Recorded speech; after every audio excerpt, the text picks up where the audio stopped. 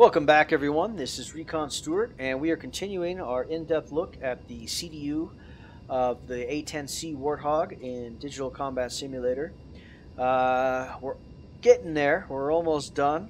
Today we're going to look at the FSK, Function Select Key, Waypoint, and see everything that this button has to do. I use this one quite a lot when entering coordinates, JTACs, all sorts of different stuff.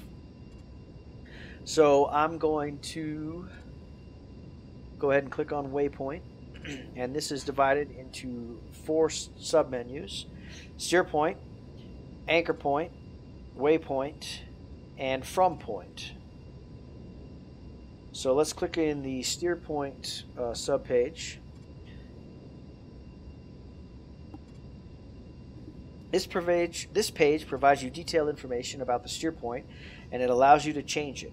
From a second page, you can set the attributes of the steer point. And then, of course, we have the waypoint submenu. This page provides you detailed information about the currently selected waypoint.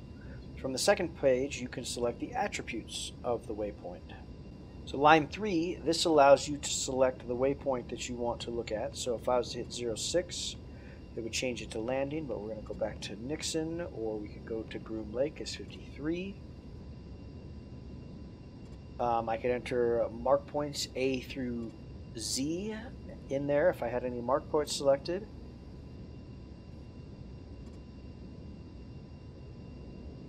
I could also change from waypoint identifiers. So if I want to go to Creech Air Force Base, I could type in Creech Air Force Base and then hit LSK right 1, and it would switch it to Creech Air Force Base for me. Or 713, which is Groom Lake Air Force Base. Or just 53, which is back to Groom Lake.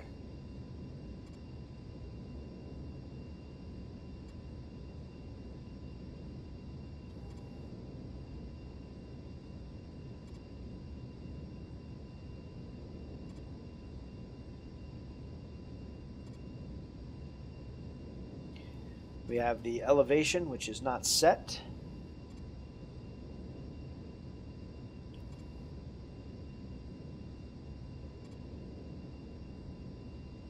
We have our desired time on target, which again is not set.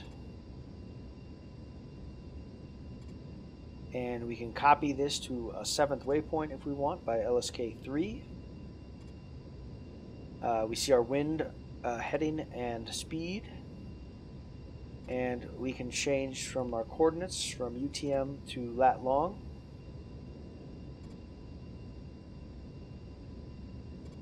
And if we go to a subpage, then we can change the scale from en route to terminal to approach to high accuracy, and the steer from to from direct to from direct up there. And then vertical navigation mode from 2D to 3D.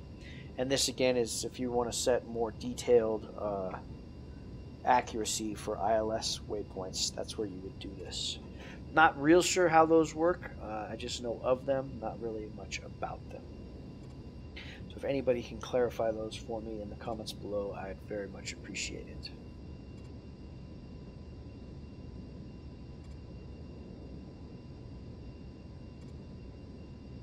And then we go back to our waypoint page and to anchor point. Also referred to as a bullseye, the anchor point is an arbitrary geographic location that is used as a common reference for units operating in the same general area. The anchor point may be displayed on the tactical awareness display and as data on the HUD. So, L line 3 allows you to select and enter an anchor point from the scratch pad as follows. If a number 0 through 2050 can be entered, or an alphabetical character for a mark point can be entered, or the name of a anchor point can also be used. So I could make Groom Lake the anchor point if I wanted to. But we've already got a bullseye that's already set by NTTR, So we're going to leave the bullseye as our anchor point. And then, of course, we have time to go to the bullseye is 10 minutes.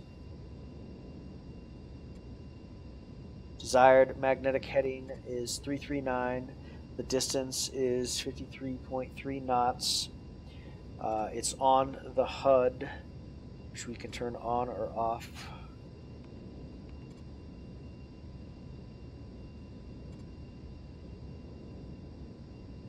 And then Nixon is our current selected waypoint, and that is time to go of 1 minute 50 seconds, heading 354, distance is 8.9.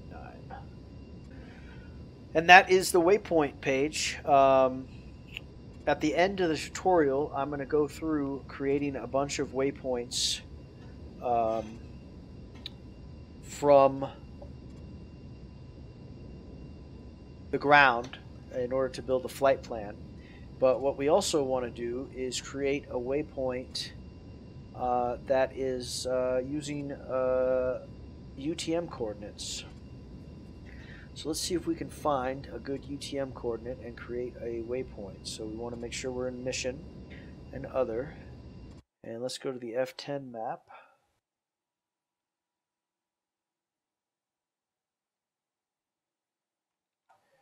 You guys won't be able to see it because of my triple screen, but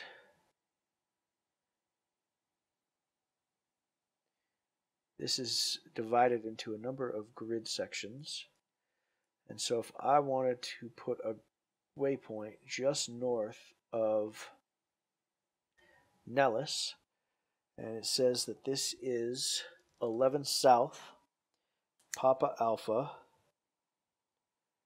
76377, 20705. So if I had a JTAC that was in that area and had a target for me north of Nellis, and I needed to get that in my navigation system so that I could attack that target, I would want to create a new waypoint using those coordinates. So for instance, I would create a new waypoint, so hit LSK right 3 where it says $7. I would title it Target Nellis and LSK right 1 to change the name. And then I would enter in the UTM coordinates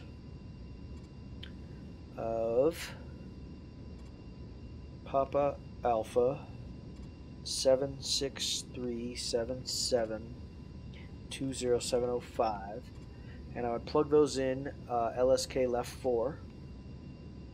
And if we were to come up to our TAD, and so we select Target Nellis as our waypoint, and we come down here to our TAD,